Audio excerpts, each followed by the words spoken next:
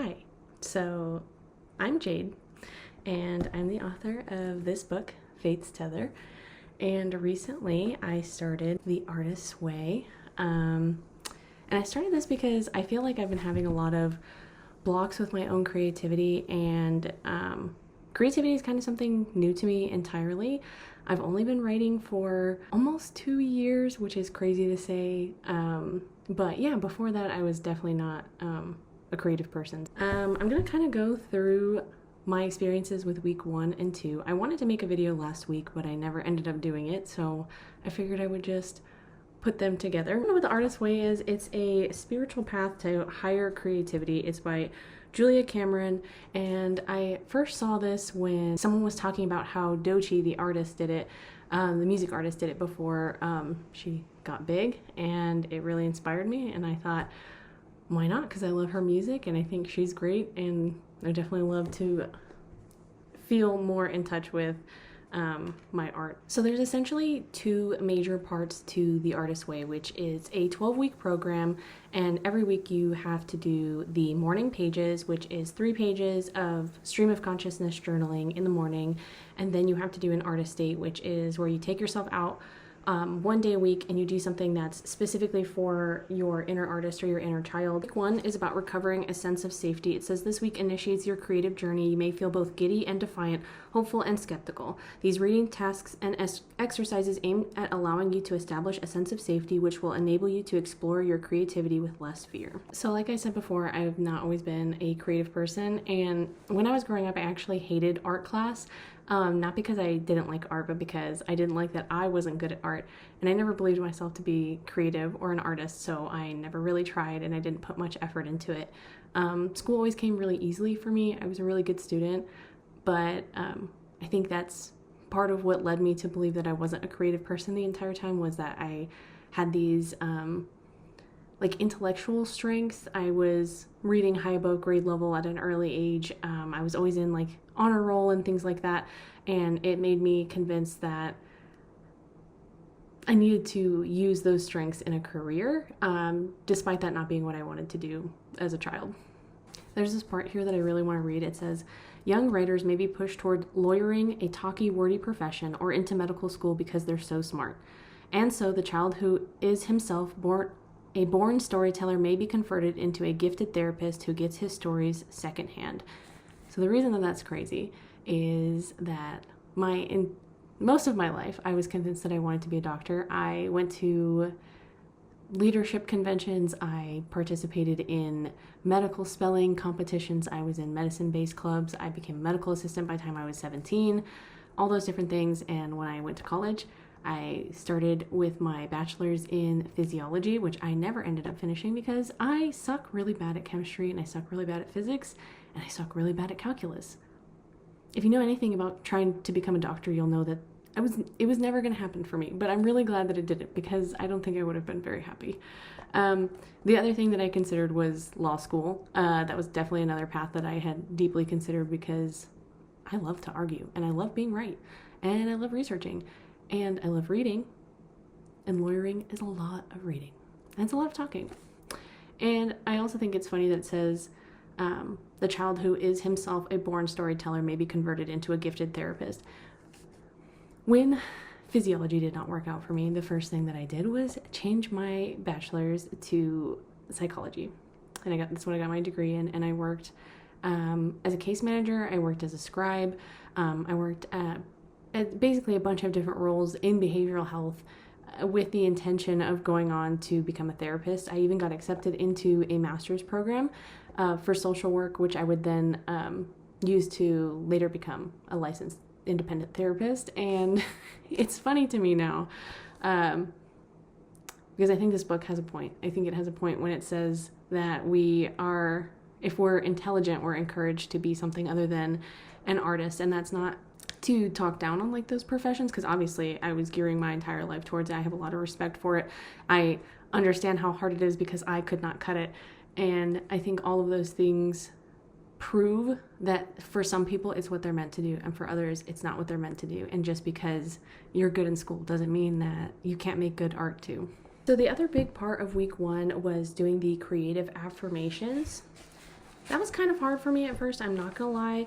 Coming up with specifically like creative ones was kind of hard. I'm not gonna read all of them, but I'll read a couple of the ones that I feel like stuck out the most to me. This is the one that definitely was the most important for me, which was what I have to say is important. That's a big struggle for me. I'm always struggling to feel like what I have to say is important, and if I have any kind of pushback or anybody just negating what I have to say or saying that it's not important, makes me feel like I should have never said anything in the first place. But yeah, I'm working through that. The other ones that I wrote down were, I always have enough time to create. My creativity flows to me effortlessly. I will never run out of creativity. The world needs my ideas and stories. I'm always becoming a better artist. I am an incredible storyteller. The life I want is the life that's meant for me. And I have everything I need to make my dreams come true. So those were the affirmations that we were asked to write out during week 1. And some other things that we were working on was kind of like talking about how you have this inner child artist that you really need to focus on nourishing and not judging. Julia is very clear in the book that you should not judge your art or yourself or your inner child for the things that you want or the things that you create, because how will you ever grow as an artist if all you do is shame yourself? And so the first task that I did on day 1, I did my morning pages, and then so I do my 3 pages and then I do my task. So this was the first one, which was 3 enemies of your creative self-worth. I'm not going to list them, but one of them was an ex-boyfriend of mine, and that's just because I had told him about wanting to do poetry, and he was not very supportive, just in general. So yeah, that was one of my enemies of my self-worth. And then the next day it was list 3 champions of your self-worth. So I decided to do my husband because he's my biggest supporter and he's always helping me. So so I listed the 3 people that helped me with my self-worth. And then this one was a kind of fun one. It was, if you had 5 other lives to live, what would you do in each of them? This is something that I've been thinking about lately because I was like, well, what would I do if I wasn't doing writing? And the things that I came up with were a singer-songwriter. Now, I can't sing, but I do think I could probably write a song. I would love to learn how to sing. If I could like snap my fingers and be able to, that would be great. Or a voice actor. I've always wanted to do voice acting. I can do lots of different accents. I can do little impressions and stuff like that. So I think that would be a fun one. I also had on here a music producer. I really like EDM, specifically like trap, trance, and yeah, those like that kind of melodic type of vibe. Yeah, so I think I would make some pretty good music. The other thing that she asked us to do during the first week was anytime that you had these blurts, which are negative thoughts about yourself and your creativity, to take them and specifically turn them into a creative affirmation. So like, for example, I will never get all my projects done. So then I came up with all my projects will be completed when the time is right.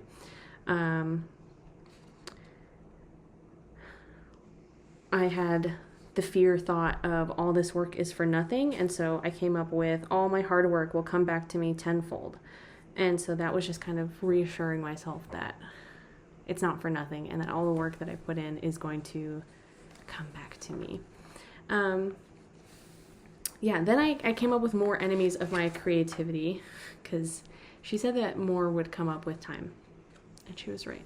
She's definitely right. There's another one that I thought was fun, which is write out the horror story from one of your Monster Hall of Fame. So the Monster Hall of Fame is like the enemies of your self-worth. And so I picked one. It was specifically about someone not being very kind when it came to my book and the way that it made me feel. It made me feel like I was trying to market a bad book. It made me feel like I was a bad writer.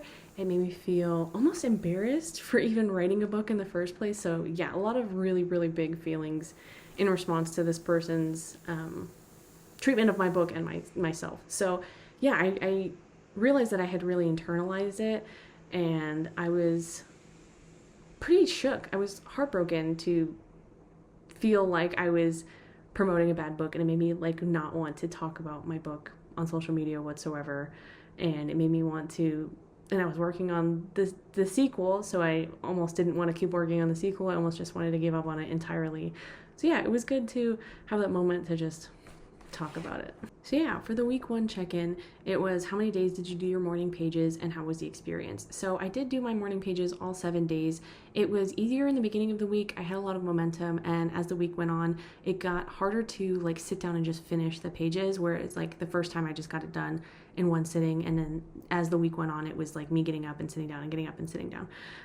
The next thing was that I feel like I used to journal sporadically throughout the day, and I do think it is helpful to do them in the morning.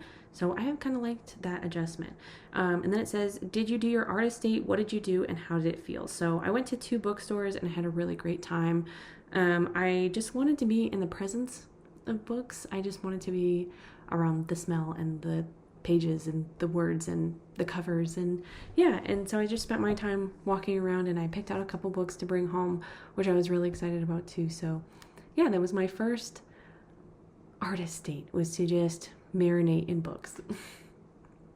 And then it says, were there any other issues this week that you consider significant for your recovery? So during this week, I kind of came to the realization that I definitely need a balance between work and self-care. But also I really struggle with feeling like I can't do work until every condition is perfect, so that the work that I'm doing is good work, and I don't want to do bad work. And I'm convinced that I can't do good work if I'm not sitting down with the right mindset. And that's been creating a lot of creative blockages for me too, because I stop myself from writing, even if I have the time. Getting on to week 2. So week 2 is called Recovering a Sense of Identity. This week addresses self-definition as a major component of creative recovery. You may find yourself drawing new boundaries and staking out new territories as your personal needs, desires, and interests announce themselves. And so, yeah, it talks about how trusting your creativity is a new behavior for many of us. It talks about how creativity flourishes when we have a sense of safety and self-acceptance. It says, don't let your self-doubt turn into self-sabotage. It also talks about how sometimes the people who are the most poisonous to your creativity are people who have blocked creativity themselves. So these are people who probably do have a calling inside of them to be artistic, and because they struggle with it, they struggle with seeing you and letting you do it. It also talks about don't expect your blocked friends to applaud your recovery. That's like expecting your best friends from the bar to celebrate your sobriety. Your getting unblocked raises the unsettling possibility that they too could become unblocked and move into authentic creative risks rather than bench-sitting cynicism. You cannot afford their well-meaning doubts right now. It also talks about blocked creatives are easily manipulated by guilt, and be very careful to safeguard your newly recovering artist. It also talks about you will learn that it's easier to write than not write, paint than not paint, and so forth. You will learn to enjoy the process of being a creative channel and to surrender your need to control the result. You will discover the joy of practicing your creativity. The process, not the product, will become your focus. Your healing is the greatest message of hope for others.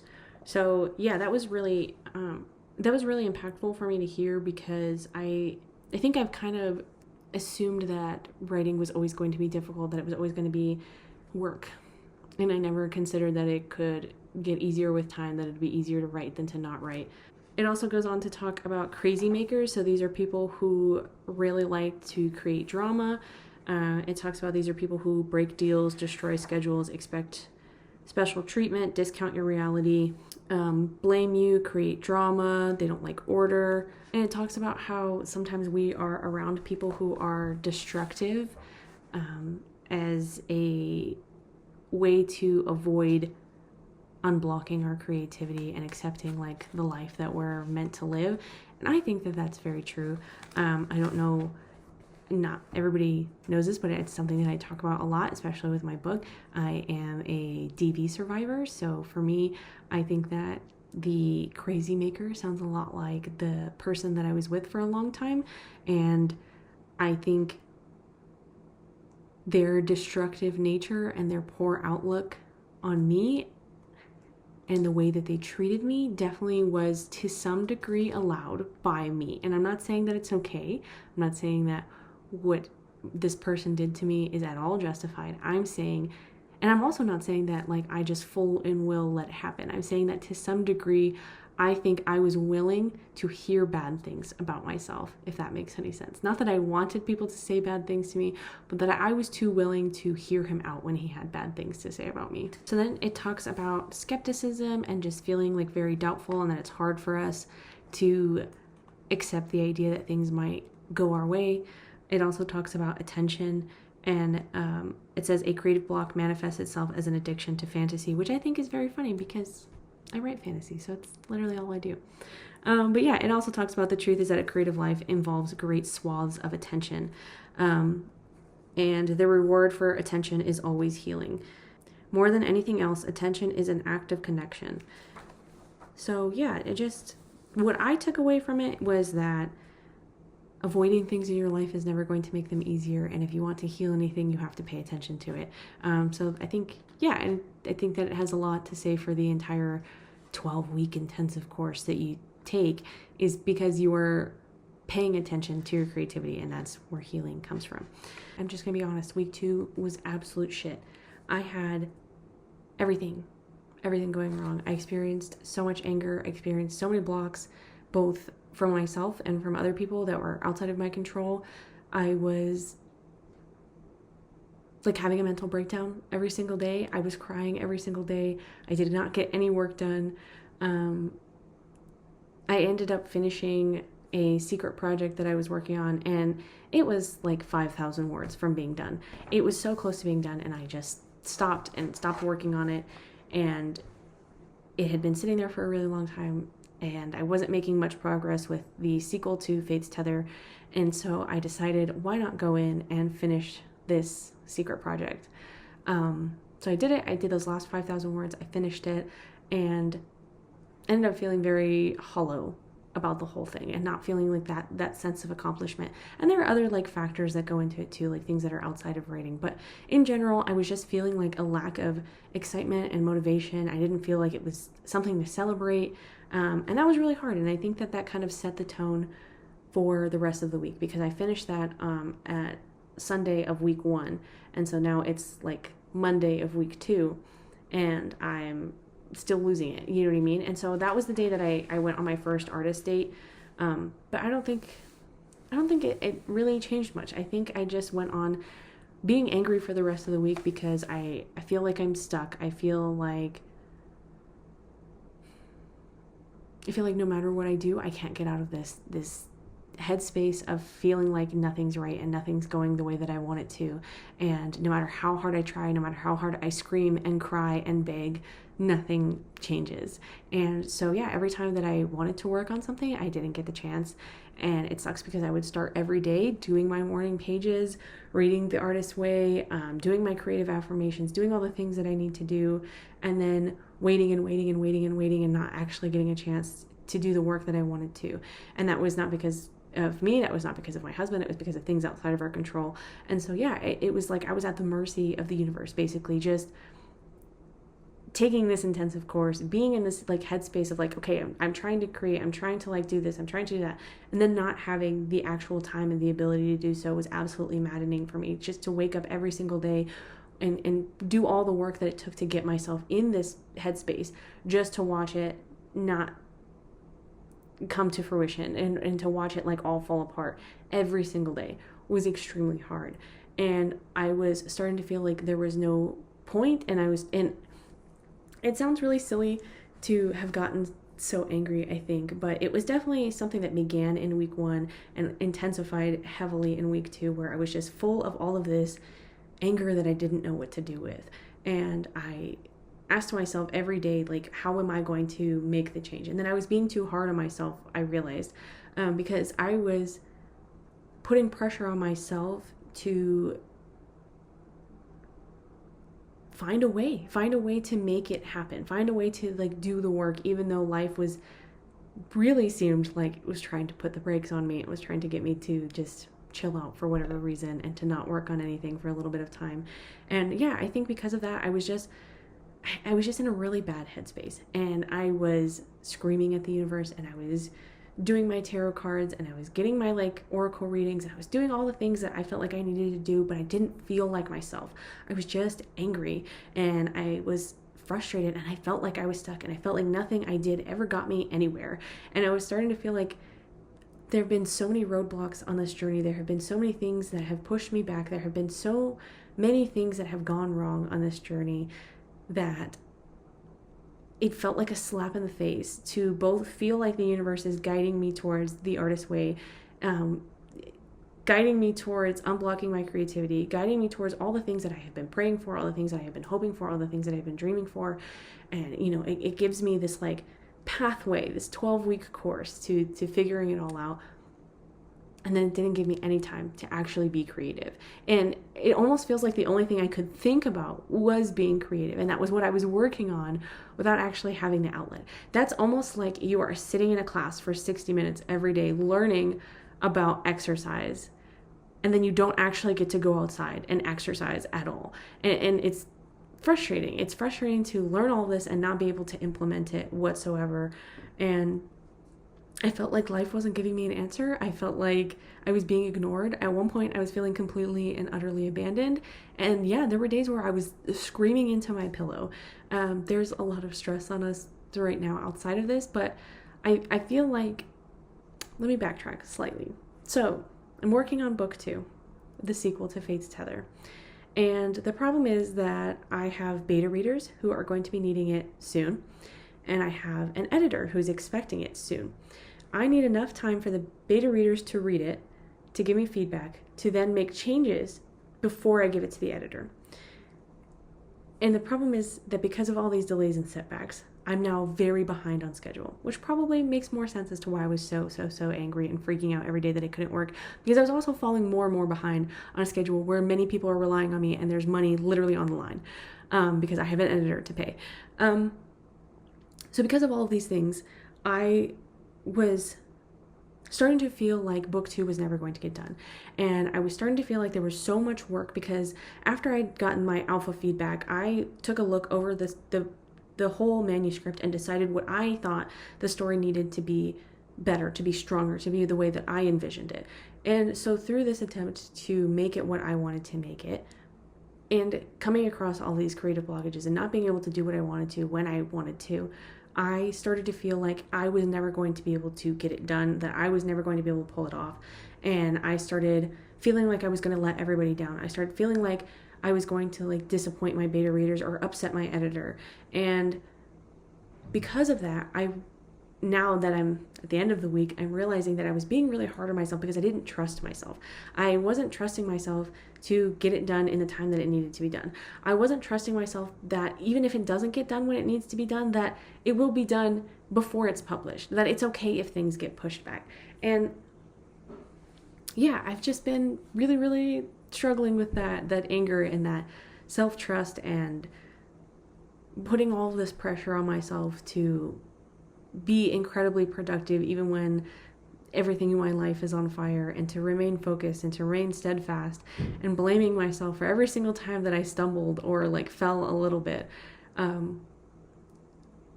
just to make it to the end of the week and realize that I was in my own way. And I hate it. I don't even like saying it, but yeah, I was in my own way. On top of all the things that were going on, I think what was important for me to remember was that I can't control everything. I can't control having enough time when my schedule depends on others. I can't control feeling in the mood to write when I do have the time. I can't control those things. What I can control, though, is my trust for myself. I can control how much I believe in myself. I can control how nice and gentle I am to myself. Like sometimes it's just not my fault. And I would love to believe that it is, because that gives me an answer. If the problem is me, then I can find a solution to that problem. But when it feels like there's nothing to do about a problem, it drives me insane. And so yeah, I just started targeting myself. I just started blaming myself, saying that I wasn't trying hard enough, that I should be waking up earlier and doing this and doing that. And really the answer was to just accept that I wasn't going to have the time, and to maybe just focus on creativity in other ways. And yeah, that was kind of what I took away from it. So as for the weekly tasks, there was one where it was add 5 more imaginary lives. I added painter, dancer, comedian, lawyer. Let's see. Then there was one where it was list 20 things you enjoy doing in the last time you did it. this was so frustrating for me. I had the hardest time doing this. I literally kept getting angry, and I was trying to do it the entire day, and I kept getting back and forth of not being able to come up with things that I like to do, and it was making me so outrageously angry. I was so infuriated that I couldn't just figure out 20 things that I like to do, and so many things that I like to do involve money, and if you don't have money, you can't do those things. So it's like, when was the last time you did them? I don't know. And so it was just frustrating me more, because it felt like more and more like a sign that my life was outside of my control, that like no matter how much I want to do these things, like I can't do them even if I wanted to. And it just felt like more evidence of me having no control over my life. And I don't have ultimate control over my life, and I'm starting to just accept that. The other one was 10 tiny changes. That one was also very, very hard for me. It was just 10 changes, not with a time limit, but just 10 changes that you would like to make to your life. For example, one of mine was I would like to meditate more. Another one was I would like to learn how to draw. Another one was I would like to start a YouTube channel and post about my journey, which if you're seeing this, I have done. But yeah, that was a very hard list for me. I was struggling immensely. The other one was a life pie. So basically, you label the pieces of a pie: spirituality, exercise, play, work, friends, romance, adventure, and you mark on there how much you feel you are fulfilled in that area.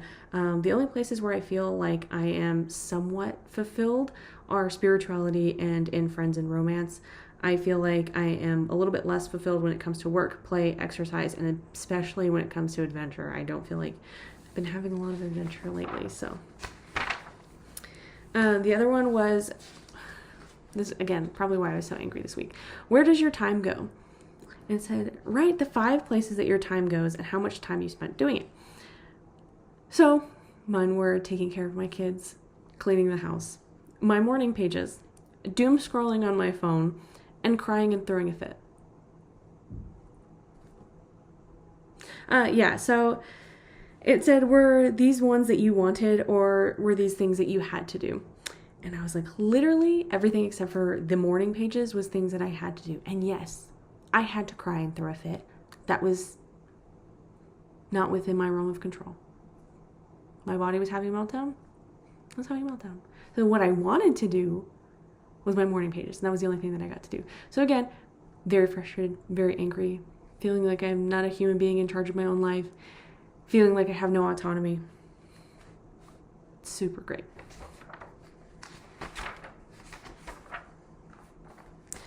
So then there was the safety map, and it's where you make a circle, and everything inside the circle are the people that support you and the topics that you need to keep safe, and everything on the outside of the circle is things you want to keep away from you, basically. You want to keep away from the things you were trying to keep safe. One of the things that I put in my things to keep safe are like my writing, my ideas, my purpose, my power, my voice. Things that are on the outside are going to be like negative reviews, people who aren't self-aware, people who seek drama, those kinds of things. And then, so now for week 2 check-in. This is the last part. How many days did you do the morning pages? How was the experience for you? I did my morning pages every day, but they were really hard for me, and they were basically just filled with all of my gigantic emotions and all of my rants and all of my anger, and they were not focused on creativity. They were just focused on the things that were stressing me out this week. Did you do your artist date? I did, and it felt really, really good. I went to a comic book store. So it's like a comic, games, toys, cards type of store, like board games type of store. And I had a lot of fun. I ended up picking out 2 things. This is a graphic novel that I got. It's called Monstress, and it's set in an alternate world of Art Deco beauty and steampunk horror. Monstress tells the epic story of Micah Half-Wolf, a teenage survivor of a cataclysmic war between humans and Arcanics. And I picked it up because the art is really pretty. It really caught my attention. It made me feel inspired. I felt like that was the point of the artist date, was to like look for things that made me feel inspired. And things that are just for like my inner child. And the other thing I got was this DIY miniature house, and it's a magic emporium, and I have actually already started building it. This is my little bookshelf that I made, and it gives you sandpaper to make it look all weathered. Super cute. Look, so cutie. Oh my goodness. And when you mess up and there's like glue all over it, it just gives it character. Yeah, so that was my artist date. I went to that store. They have like 3 different sides, and it's got like comic books on one side, it's got like the toys and the games and the cards and a bunch of like Dungeons and Dragons dice and Warhammer minifigures to paint, which shout out my friend CK Anderson, she loves those things, so I had to send her a picture. Made me think of her immediately. And then they had records on the other side. After I was done with all of that, I also went to Barnes & Noble. It was a new Barnes & Noble I hadn't been to before. I didn't even know that it was in my city where it was, but yeah, so found that out. And I went inside. Oh my gosh, the entire store is like nonfiction. That was crazy to me. I just haven't been in a bookstore like that in a really long time. The other 2 bookstores that I went on my last artist date were both independent bookstores, so just a totally different vibe. They only had 2 fantasy shelves, and they were facing each other. Do you know how I felt? This is nothing. Nothing. You gave me nothing, Barnes & Noble. Anyway. I had fun. I looked, and I was in the presence of books, and I picked up all the chunky books that I could possibly find, the ones that feel like Bibles, and I held them in my hands, and I said, one day I'm going to have a gigantic floppy book like this with my name on it. And I can't wait. I hope you guys like to read really long books, because I love to write, and I can't stop. Okay, so that was it for week 1 and week 2. Next week is going to be week 3 on anger, and I'll check back in to let you know how that goes. And yeah, thanks for being here while I talk about this.